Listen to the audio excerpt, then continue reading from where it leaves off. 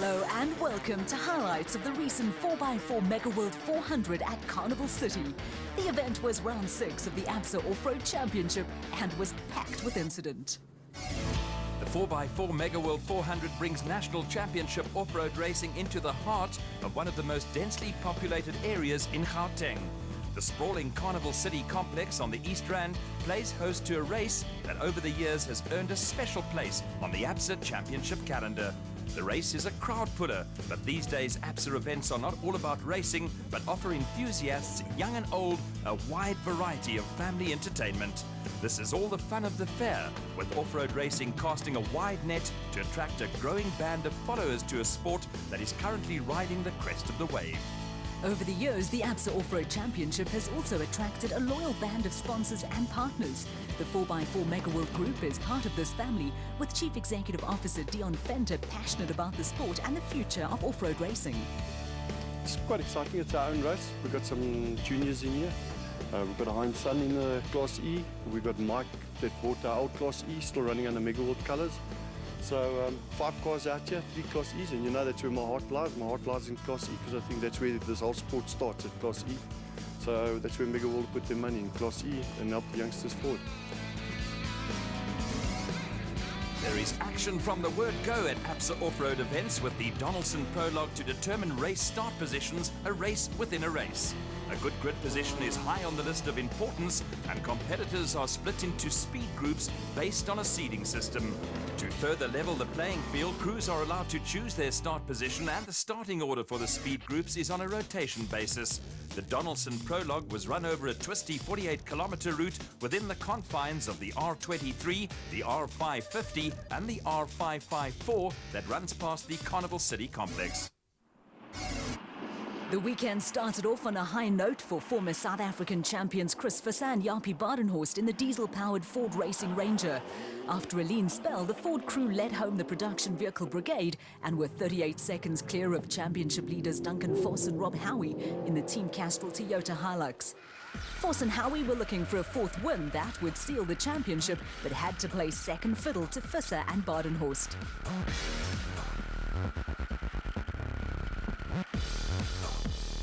Third place was an encouraging result for Atlas Copco Toyota crew of Gary Bertelt and Ralph Pitchford, with the pair 48 seconds down on Visser and Badenhorst. Next up were veteran former South African champions Hannes Grobler and Henny Testege, and with retirement looming at the end of the season, this was a final fling on the 4x4 Mega World 400 for the RFS BMW pair. Grobler and Testege were just 4 seconds ahead of Mike Whitehouse and Matthew Carlson in the Regent Racing Nissan Navara, who had 9 seconds in hand over Anthony Taylor and Chris Birkin in the second Team Castrol Toyota Hilux.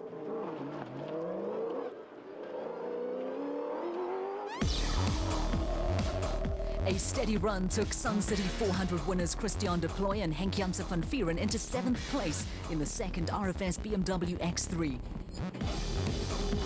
The Pretoria youngsters were just over 20 seconds ahead of Pietermaritzburg crew Lance Woolridge and Ward Huxtable in the second of the factory Ford Racing Ranger entries.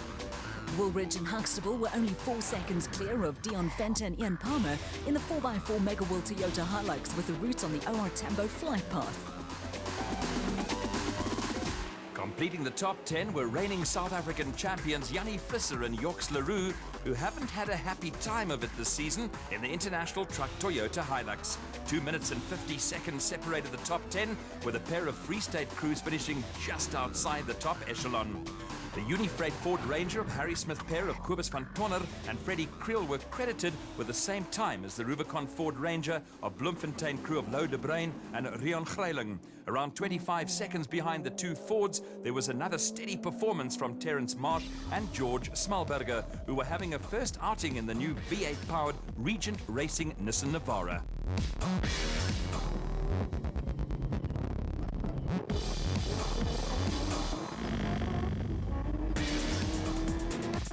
First place in Class D went to Louis Weichelt and Marek Besadenhout with the N1 4x4 Toyota Land Cruiser 15th overall. Behind the Land Cruiser, there was another Class E win for championship leaders Dirk Putter and Chris Claessens in the 4x4 Megaworld Toyota Hilux. Back at race headquarters, Archie Rutherford and former Springbok rugby star Stefan de Blanche were among the non-finishers in the SA Warranties Nissan Navara, and championship leader Duncan Force was satisfied with his lot. Yeah, not too bad. We're starting second in the SP class, so we're right there in the thick of things. So we're looking for a good result tomorrow. It's going to be a great race.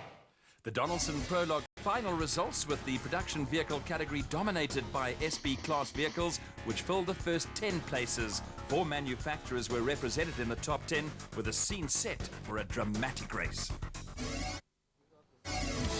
There was a tight situation at the top of the Special Vehicle Championship table, with only a handful of points separating Atlas Copco crew Johan van Staden and Mike Lawrenson and motorride pair Evan Hutchison and Dani Spassen. Looking to throw a spanner in the works was two-time South African co-drivers champion Quinton Silvalt, who has now taken over driving duties in the elegant fuel bat he shares with Father Cully. Yeah, I think so. I mean, 5 races later, so it's going better. I'm learning every day still, so not expecting miracles, but I need to get a good result for all the sponsors. They've really been supporting me well throughout the year, so I think both cars are looking good for good results here this weekend. Crews in the special vehicle category are also split into speed groups, and a draw for Donaldson Prologue starts positions. The rotation system saw the top 10 seeded crews among the special leading the way on the Prologue, with championship contenders Hutchison and Stassen the first car on the road in the motorride Bat Venom. The pair took advantage of the situation to finish 26 seconds clear of brothers Lawrence and Gerard Duplessis in a Zarco Magnum. The Wolmaranstad-based brothers were 36 seconds clear of Nick and Ryan Harper, with a podium finish a bonus for the pair in their first outing in a second motorride Bat Venom. The Harpers were 24 seconds clear of championship leaders Van Staden and Lawrenson in the Atlas Copco Bat, with the first 3 crews managing to avoid the early disasters that can ruin a race weekend. Veteran driver Nardus Alberts and son Louis completed the top 5 in the Rapsabat, with the Pretoria crew coming home 16 seconds behind Van Staden and Lawrenson. They were chased home by Marius and Yolinda Fourie in the PHP Porter, with the husband and wife combination 33 seconds ahead of Quinton and Cully Silvalt in the Elegant Fuel Bat. The Silvalts had only 6 seconds to spare ahead of Steve Parker and VZ van Zyl, who came up with an impressive drive in the Cesarani Plastics Porter to complete the top 8. Behind the Porter, the father and daughter combination of Kutsia and Sandra Labuskaghni worked their way into the top 10 and led the Class P contingent in the race on Zarco. Major casualties on the Donaldson Prologue were SA champions Herman and Richard Silvalt, who broke a wheel 2 kilometers from the finish and had to limp home around 15 minutes behind the leaders. A 5-minute penalty for deviating from the route also dropped Class B championship leaders Colin Matthews and Alan Smith down the order, and final special vehicle results saw Sun City winners Kutsia and Sandra Labuskaghni the only Class B entry amongst the top 10 on the Prologue.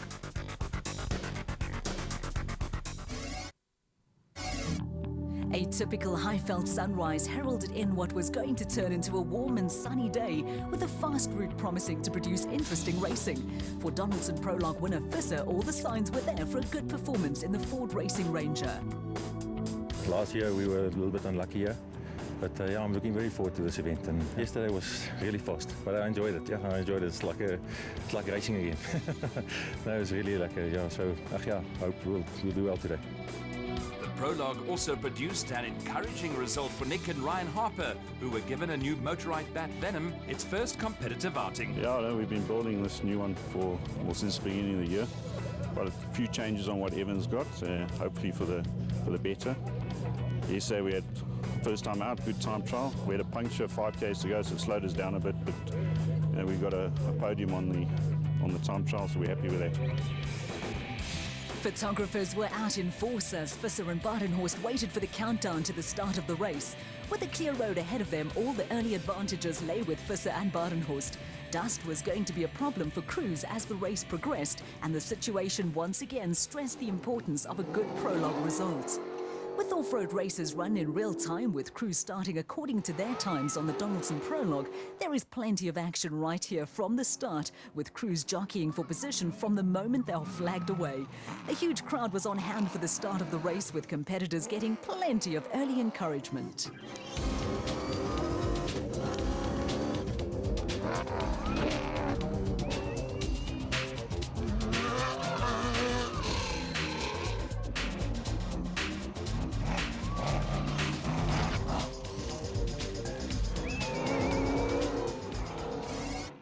The 4x4 Mega World 400 was run over 2 loops of 173 kilometers, with the first 48 kilometers taking in the Donaldson Prologue route.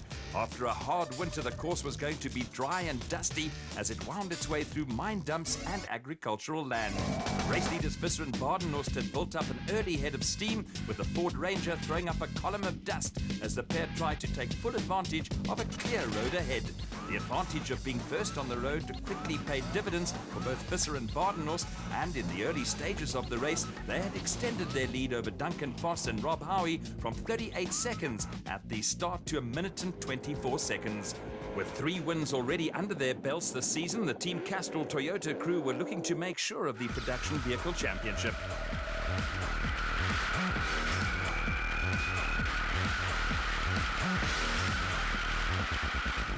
Behind the Force Howie Toyota, the Atlas Copco crew of Gary Bertholdt and Ralph Pitchford were chasing after special vehicle leaders Evan Hutchison and Donnie Stassen in the Motorite Bat Venom.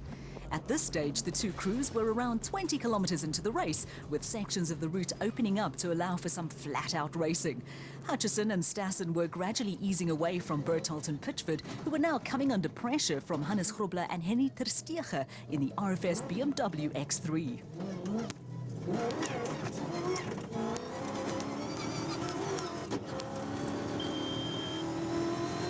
The race then took another early twist when Foss and Howie deposited the Team Castrol Toyota on its side after hitting a ditch.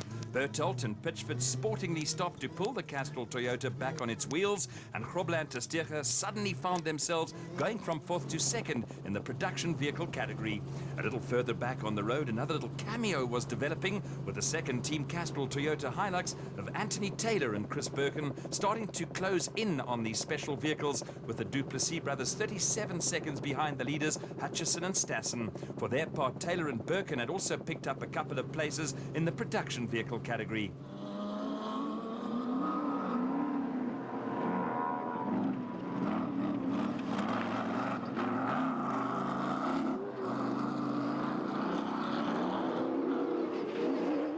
While this youngster was improvising to beat the dust, Taylor and Birkin were bearing down at a rapid rate of knots on the Regent Racing Nissan Navara in the hands of Mike Whitehouse and Matthew Carlson, who appeared to be a little at odds with the route schedule. The Toyota nipped ahead of the Nissan, and with Whitehouse and Carlson in hot pursuit, matters got a little confusing when their paths crossed.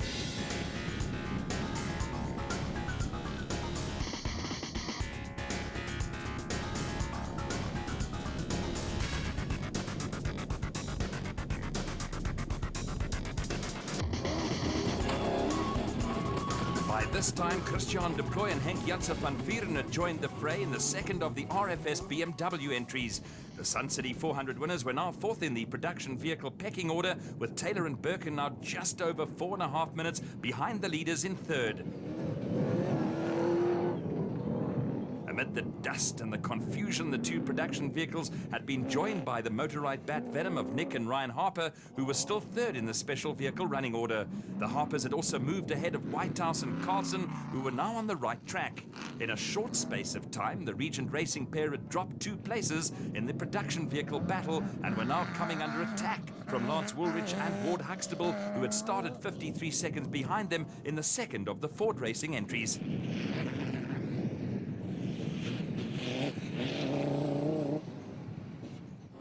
The early race drama was not over yet, with Christian de Ploy and Henk Janssen van Vieren the next victims in the RFS BMW.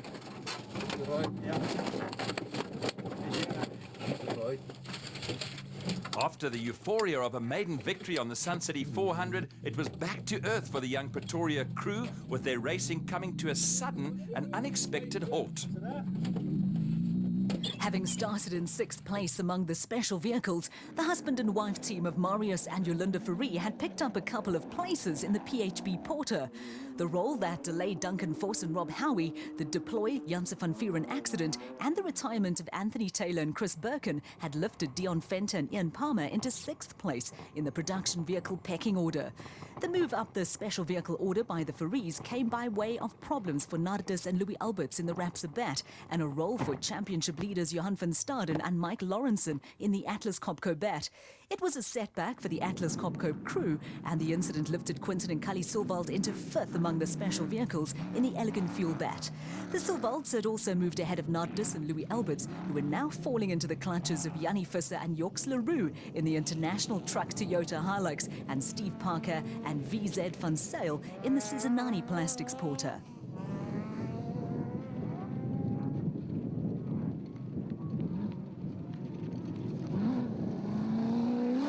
An uneventful morning for Louw de Bruin and Rian Greiling saw the Rubicon Ford Ranger move into the production vehicle top 10, with the Free Staters being chased by Rubicon Racing teammates Peter Ruthven and Leander Pienaar in the Rubicon Bat. Behind them, the chase was on for Class B Championship leaders Colin Matthews and Alan Smith in the Century Racing CR3. The 5-minute penalty on the prologue was an early setback, but they quickly went past Johan van Staden and Mike Lawrenson, and then chased down by Mogray Mabili and Zelda Niemand and the Zidi brothers. Within 42 kilometers, Matthews and Smith had replaced Kutsi and Sander Labuskafny at the front of Class P. Next on the list for Matthews and Smith were Terence Marsh and George Schmalberger, with the Regent Racing crew politely moving out of the way as the Century Racing CR3 went steaming past and disappeared into the distance in a cloud of dust.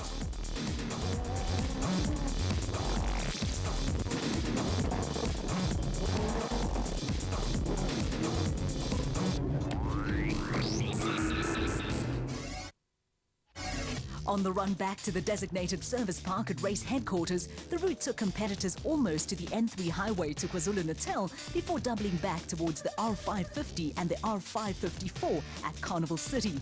At the front of the field, and with around 40 kilometers to go before a compulsory 15-minute stop at the end of the first lap of the race, Chris Visser and Jaapie Badenhorst were in firm control of proceedings. Behind the Ford Ranger, there had been a change in the special vehicle category, with the Zarko Magnum of Lawrence and Gerard du Plessis moving ahead of Evan Hutchison and Dani Stassen in the Motorite Bat Venom. The Wolmeran Stad-based brothers were reveling in the conditions and had gradually reeled in the Motorite pair.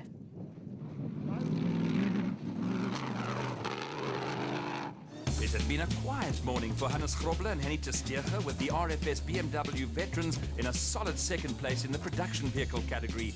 They were never close enough to Visser and Badenhorst to apply any real pressure, and were nearly a minute clear of Bertolt and Pitchford in the Atlas Copco Toyota Hilux. Bertolt and Pitchford had just over half a minute in hand over Woolrich and Huxtable, who had enjoyed a profitable morning in the second Ford Ranger and had made up 4 places.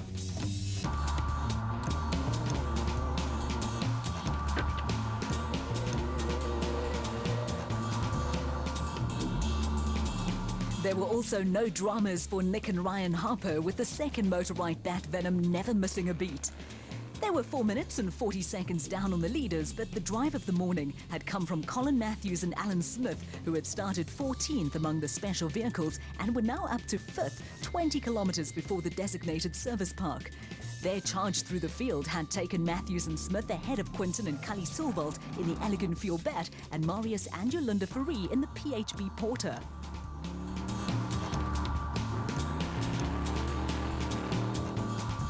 A recent run of good form was continuing for Peter Ruthven and Leander Pienaar, with the Rubicon Bat right on the fringes of the top 5 in the special vehicle category. Behind the Bloemfontein crew, Voss and Howie were on the comeback trail in the remaining Castrol Toyota Hilux, with the pair having disposed of the KwaZulu-Natal crew of Clint Gibson and Gary Campbell in the Gibson Racing Porter. Whitehouse and Carlson were caught up in the dust from the KZN pair, but had a cushion of a minute and 23 seconds over de Bruin and Greiling in the Rubicon Ford Ranger.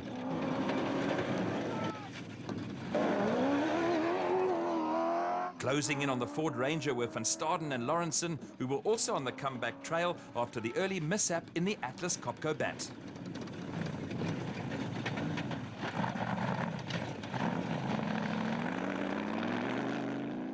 A steady run had kept South African champions Yanni Visser and Joks Leroux in the top 10 in the International Truck Toyota Hilux, with the Northwest crew running ahead of Marsh and Smallberger in the new Regent Racing Nissan Navara. Marsh and Smallberger were running 9th among the production vehicles and experiencing a slight electrical problem, which allowed Regent Racing teammates and Class P contenders Richard Fuller and Dennis Murphy to get ahead of them. Behind the two Regent Racing entries and about 40 kilometers from the designated service park, Class D leaders Louis Weichelt and Moret Besadenhout were running strongly in the N1 4x4 Toyota Land Cruiser. The first car into the designated service park was the Ford Ranger, with Chris Visser happy with his morning's work. Yeah, I must say it's quite tough a day. Quite tricky to find the route some places, but yeah, we just keep sticking there. Yeah. Well, a small problem at the rear, but yeah, sort it out. While the service crew worked on the Ford Ranger, a small crowd had gathered around special vehicle leaders Lawrence and Gerard du Plessis, who were expecting to come under pressure from Evan Hutchison and Donnie Stassen on the final lap of the race. Baie lekker. Die is lekker vinnig, stof blauw 'n bietjie. Verder loop alles nog reg. Die wind help so 'n bietjie. Ons is nou verby Evan, maar hy druk ons nou dink ek tweede ronde gaan hy ons 'n bietjie druk. Maar dis lekker. Dis vinnig. Up and down pit lane, service crews were frantically working on cars in need of varying degrees of attention. Production vehicle championship leaders Voss and Howie were still in the race, but their early incident had cost them wads of time. Yeah, we were having a good run. When we came up to the Ford, we were in an area where we thought we were quicker than them. We were in a mountainous section, and we were in the dust, and we hit a rock, got beached in a rock, and it flipped the car over. So we managed to, Gary stopped and helped us get it upright, the car, but then we were beached on a whole lot of rocks, so we had to jack it up and move rocks, and so we lost a lot of time doing that. But anyway, we're in the race, so that's good. At the end of the first lap, production vehicle crew Visser and Badenhorst held the overall lead, with Lawrence and Gerard du Plessis in command of the special vehicle category race. A great fight back had taken Colin Matthews and Alan Smith back into the top 5.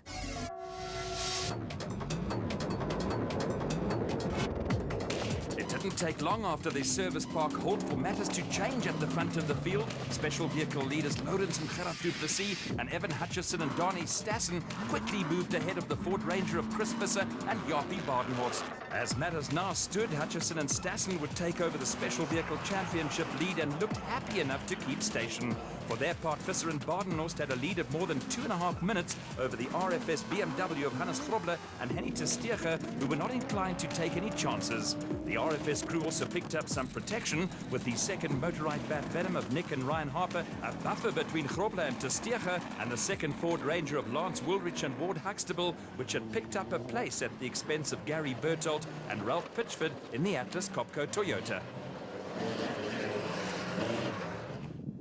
A cozy family scene, but on the route it was far from cozy, with a huge battle going on in the special vehicle category between 4th place Quinton and Kali Silvald in the Elegant Fuel Bat and Marius and Jolanda Fourie in the PHB Porter. KwaZulu-Natal crew Clint Gibson and Gary Campbell were around 3 minutes in arrears and were being hunted down by Duncan Voss and Rob Howie, who had fought back to take the Team Castrol Toyota Hilux into 4th place among the production vehicles. Mike Whitehouse and Matthew Carlson were battling clutch gremlins to hang on to 5th place in the Regent Racing Nissan Navara. And behind them, Johan van Staden and Mike Lawrenson had run into a brake problem. The brake trouble was hampering their recovery attempt, with the Atlas Copco pair starting to come under pressure from Class P leaders Colin Matthews and Alan Smith, who were still on a spectacular charge in the Century Racing CR3. There were home comforts for some spectators, but it was tough going for the likes of Gary Bertolt and Ralph Pitchford, who were battling mechanical gremlins to stay in 6th place in the Atlas Copco Toyota Hilux. It was also turning into a grind for Lo de Bruin and Rian Greyling in the Rubicon Ford Ranger. They were nearly 15 minutes adrift of the production vehicle leaders, whilst behind the Bloemfontein crew of Richard Fuller and Dennis Murphy were having another good outing and had taken the Regent Racing Bat into 2nd place in Class P.